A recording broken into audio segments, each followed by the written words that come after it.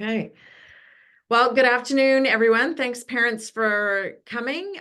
We are recording this and we will post it on Toddle probably tomorrow. I'll get the homeroom teachers to do that so everybody has access to it.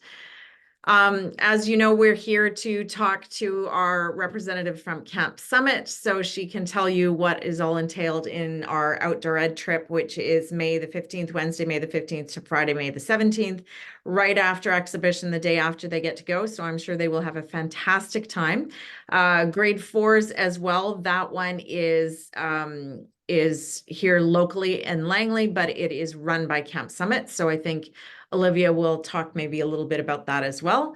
This is Olivia. She is actually up in Squamish in Camp Summit, and she is going to talk it through. So I will hand it over to you, Olivia. Hey, thank you, Brenda. My name is Olivia. I'm the Assistant Director of the Outdoor Education Center here at Camp Summit. And thank you for coming. Thank you for showing up. And we're very grateful to be working with Fraser Valley. And today will be an overview of what to expect when your kids get to come to camp. And we can do questions at the end. So throughout this slideshow, if you have any questions, you can either put it in the chat or we can have some questions at the end. So our Outdoor Education Center, we are located in the beautiful Upper Squamish Valley. Camp Summit is private, non-denominational, and co-ed overnight camp and outdoor education center. Our mission is to encourage personal growth through cooperation, teamwork, and positive leadership. We use experiential learning and adventure activities and customized programs to inspire confidence to embrace challenge in a safe and supportive atmosphere. We have a philosophy of challenge by choice, which acknowledges that every person has their own comfort zone, their own growth zone, and their own panic zone. And we're all unique people with different skills, abilities, experiences, and interests. So we really ask our students to take a step that will put them in their growth zone. We want them to be out of their comfort zone just a little bit so that they're experiencing that growth and healthy risk-taking, healthy and safe risk-taking. So our location, we are, like we said, in the Squamish Valley. We're half an hour out of the town of Squamish, basically like Squamish, Whistler, and then we're out to the side a little bit. And like we said, the grade 4s will go to Derby Regional Park for their program, which is very great and makes a lot of sense for a day program in terms of logistics and travel time, so they can optimize their fun.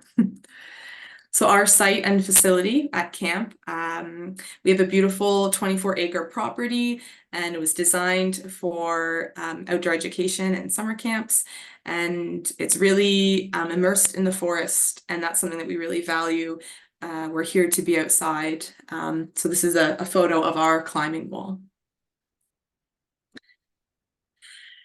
Here's an overview of our site. You'll notice we have two main villages of cabins. There's the West Village towards the top of the map and the East Village towards the bottom of the map. And our main field area, that's the hub of camp, if you will.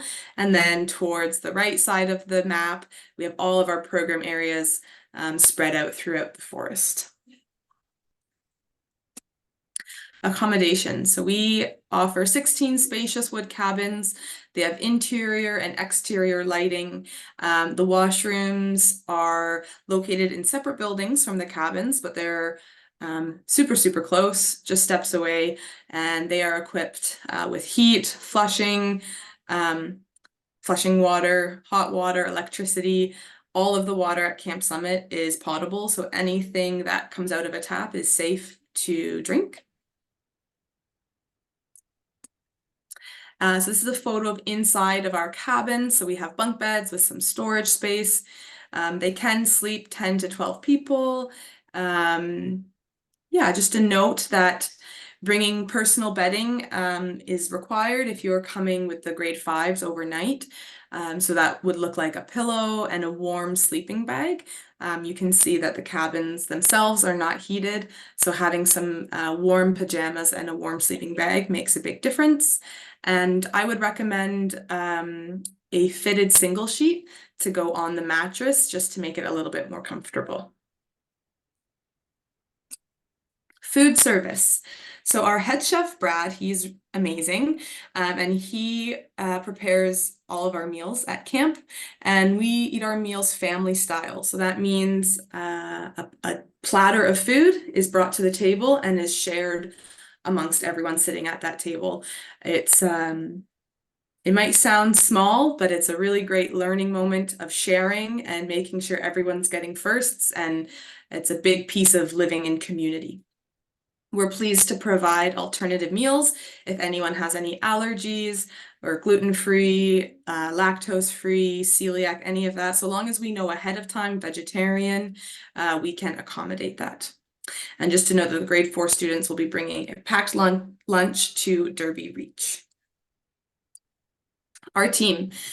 Every staff member at Camp Summit is chosen for their great qualities of leadership, character, and a sense of responsibility for the campers who are interested in their care.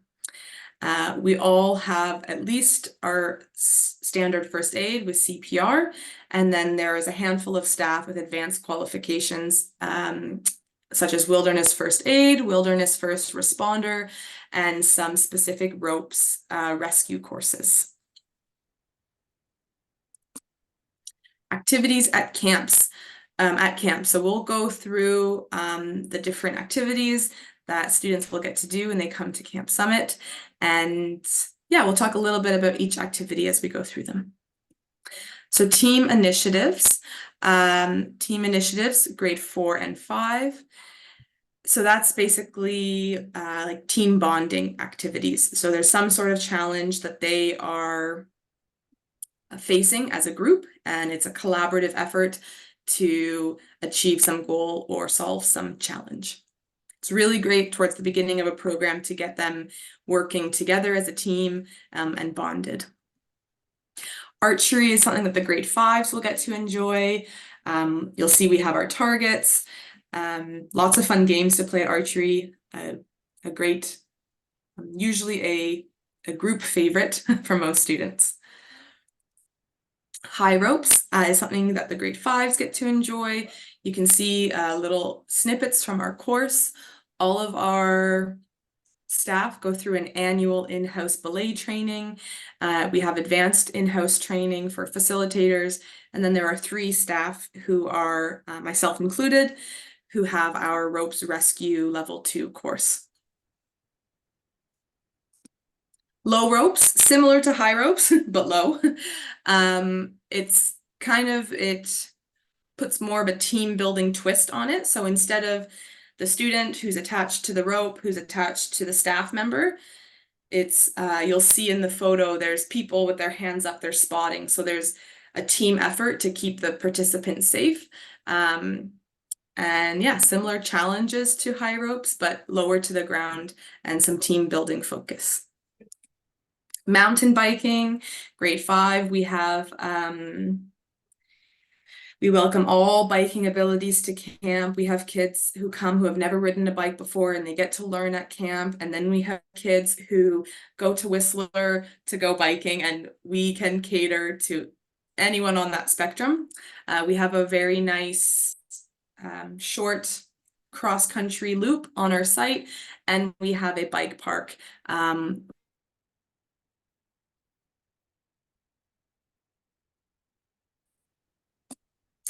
Art and nature.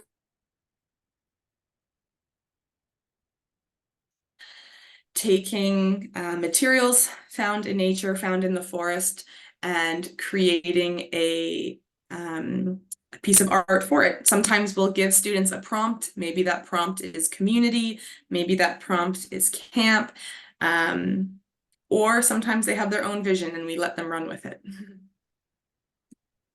Outdoor living skills. So the grade 4s get to do a whole lot of outdoor living skills at Derby Reach.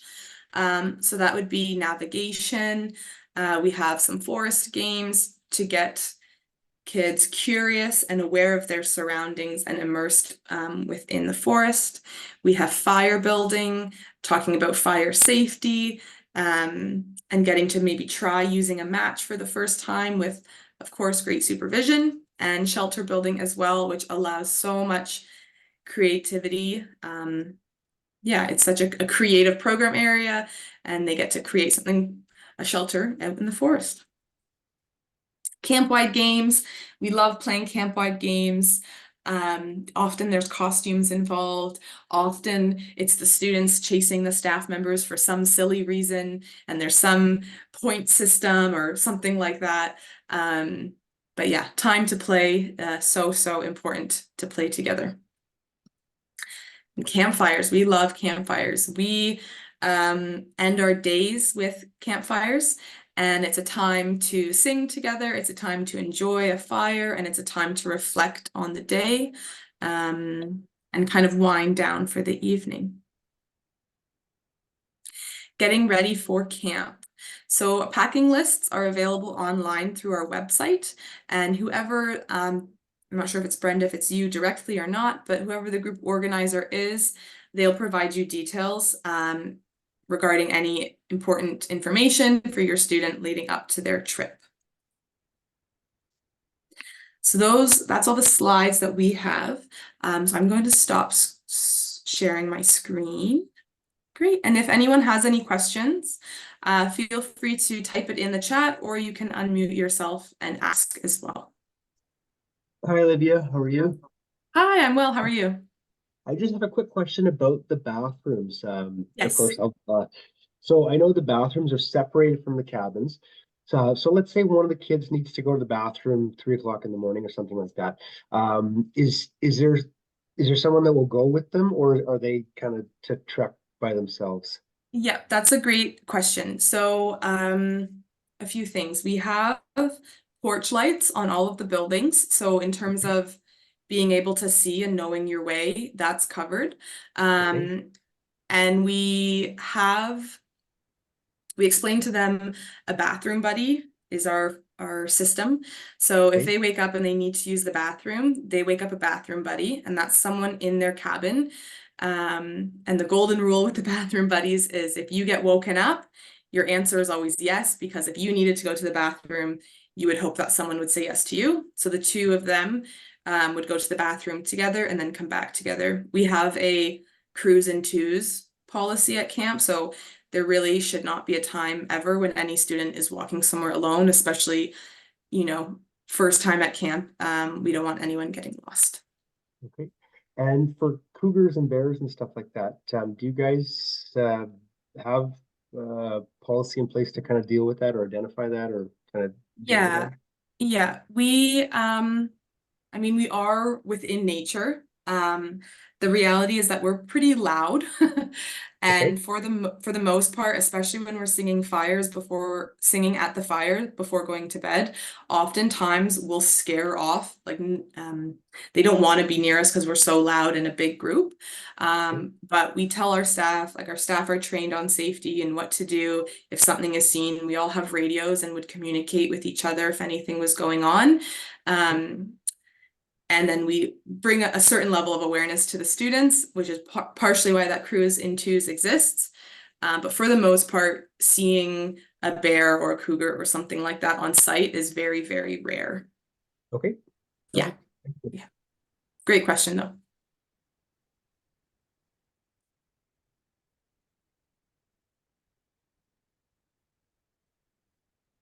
Any other questions? I can check the chat, see if I missed anything. Or you can unmute yourself.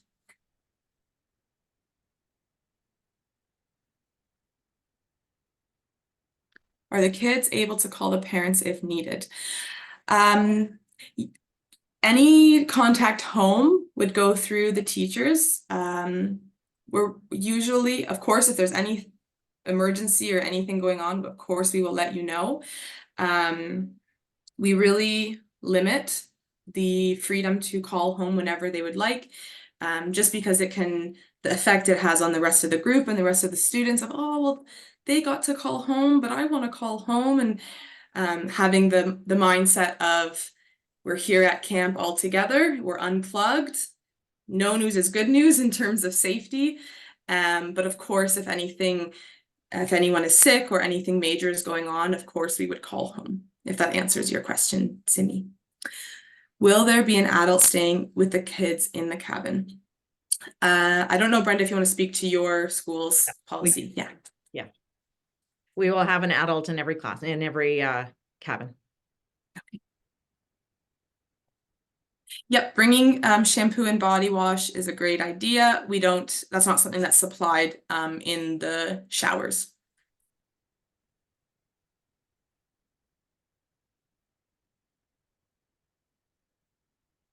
So the kids should be coming home today with all the information. So the purple sheets are the information to keep home. So that's the school letter and as well the packing list.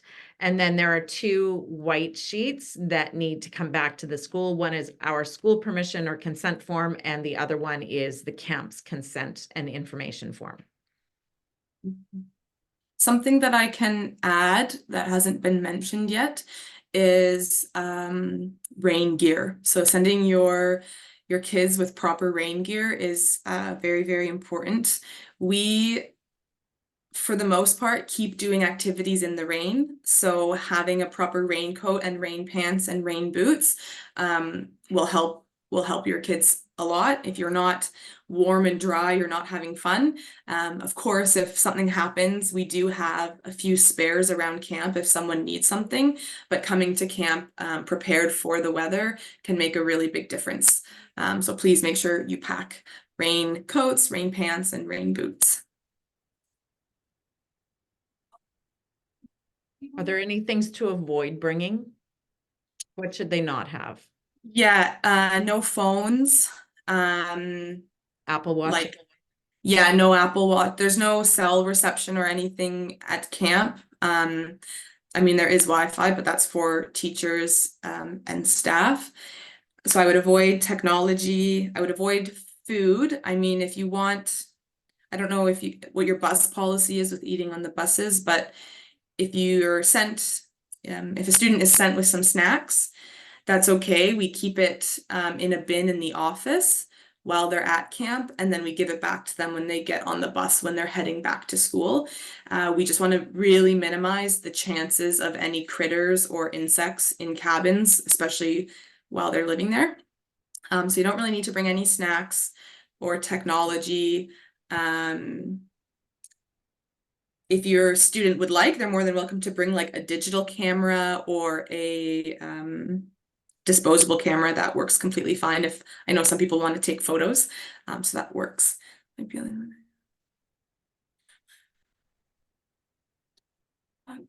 Yeah, so I would if she reacts, if she's sensitive to bug bites, you're more than welcome to send some meds. We do have a full health, like our health center here at camp that does have basic over-the-counter meds.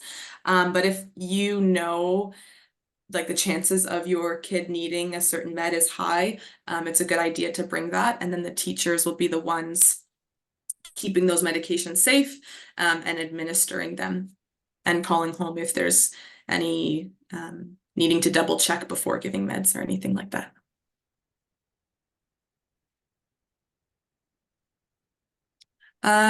No, that's okay. We don't need any paperwork from a family doctor. But so I'm sure it's on the paperwork that you'd fill out, just making sure you're saying what those food allergies are and sending that student with their inhaler would be very important. And then we'll be able to, we can most likely accommodate, like I don't think there's been any food allergy we can't accommodate. So long as we know in advance, we can cover it and have something that they can eat.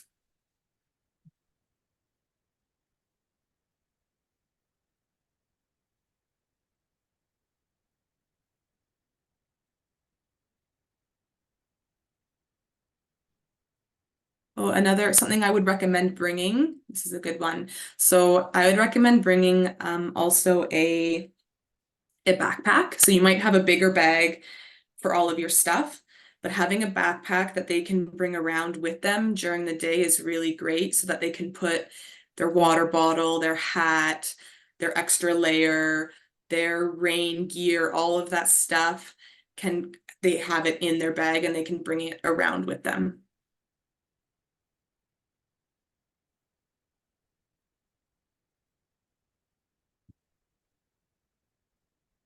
Any other questions?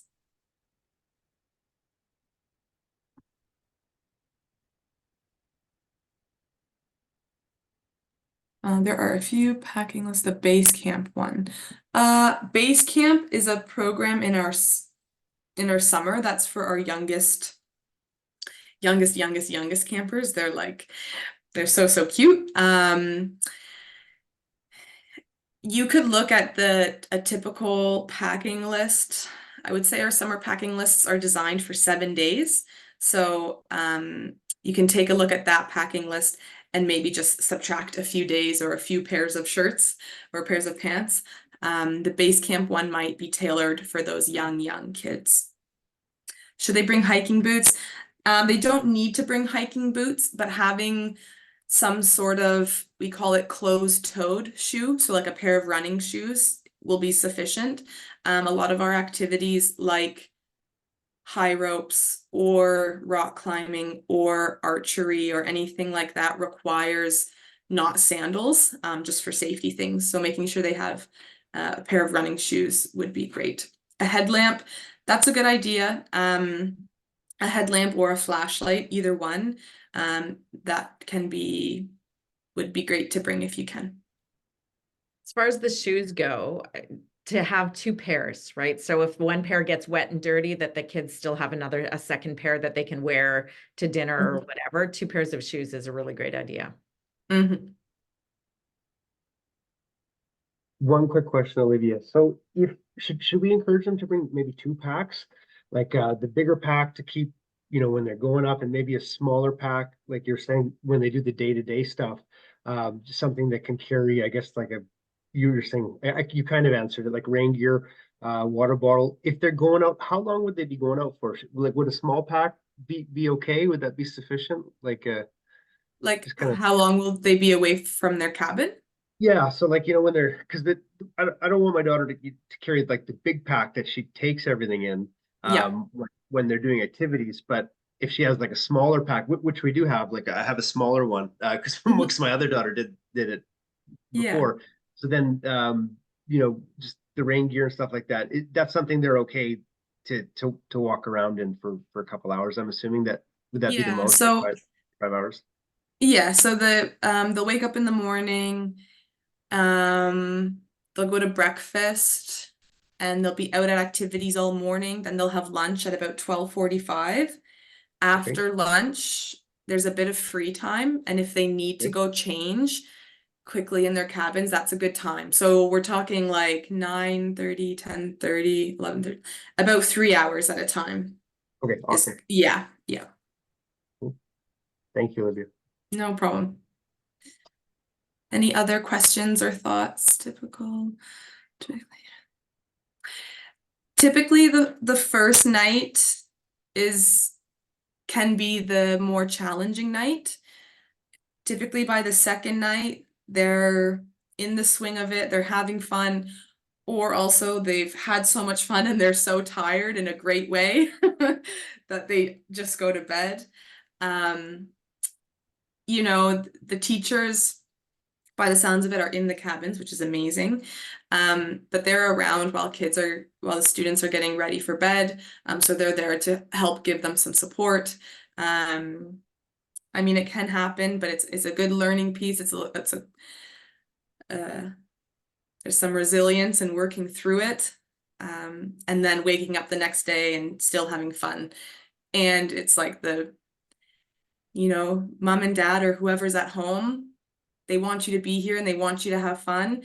And the best thing you can do is have fun so that when you get to see them, you get to tell them all the fun things you did. That's what they would absolutely love to hear from you. And sometimes we've done little, if it's really bad, they can write a letter home I mean, there's no time to send it in the mail, but writing down like a letter of what their day was, what they ate, what friends are in their cabin with them, just a way for them to feel like they're getting it out. And they can maybe keep it and bring it home and show it to you when they come back.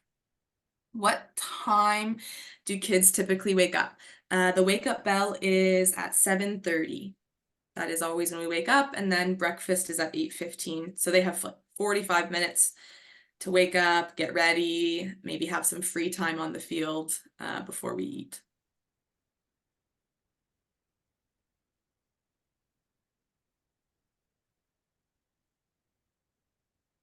Okay, well, I think we've covered a lot of it. I'm sure, Olivia, if parents have questions, I've been there. I was there for part of a camp. I did not stay overnight, but other than that, I've been on the property. I've seen the activities. So parents can certainly ask me questions, but I'm sure they can also reach out to the camp if they have other questions. Like I said, the information went home today. So in the next, like today or tomorrow, your child should bring home that packing list. So it is in part of, they got 4 pieces of paper, 2 purple and 2 white. The white ones need to be filled out and come back. The purple ones are for information, and in that is the packing list. So hopefully that will answer all your questions. And you know, the kids, it's great. It's great fun. You know, it's great to get away. It's such a beautiful place, so beautiful up there, and it'll be good for them to just sort of disconnect and have fun, play outside. Thank you so much, Olivia, for your time. And parents, thank you for joining us. I know a 4 o'clock can be a bit of an awkward time as kids go off to different things and after school activities. But thank you so much. And we will post this recording on Toddle probably tomorrow. So thank you very much. Thanks, Olivia.